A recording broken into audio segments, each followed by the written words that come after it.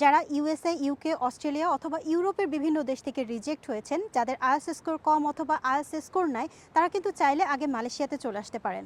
মালয়েশিয়াতে 1 বছর study continue করার পর তারপর চাইলে আপনি ক্রেডিট ট্রান্সফার করে সেই সব দেশে সহজেই চলে যেতে পারেন। মালয়েশিয়াতে স্টুডেন্ট ভিসা রেশিও কিন্তু খুবই ভালো। মাত্র 1 থেকে 1.5 মাসের মধ্যেই আপনি চাইলে মালয়েশিয়াতে স্টুডেন্ট ভিসায় চলে আসা সম্ভব।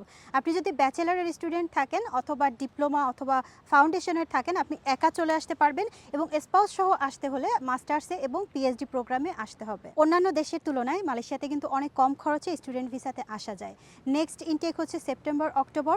যারা ডিসাইড করেই ফেলেছেন মালয়েশিয়াতে স্টুডেন্ট ভিসাতে চলে আসবেন, তারা আর দেরি না করে এখনই আপনাদের ফাইল প্রসেসিং স্টার্ট করে দিন। মালয়েশিয়াতে স্টুডেন্ট ভিসায় আসার আগে আপনাকে জাস্ট 2টা পেমেন্ট করতে হবে, ইএমজেস ফি এবং ইউনিভার্সিটির টিউশন ফি। এবং আমাদের স্টুডেন্টরা এই 2টা ফি কিন্তু ব্যাংকের থ্রুতে মালয়েশিয়ার ইউনিভার্সিটির ব্যাংক অ্যাকাউন্টে দিয়ে থাকে।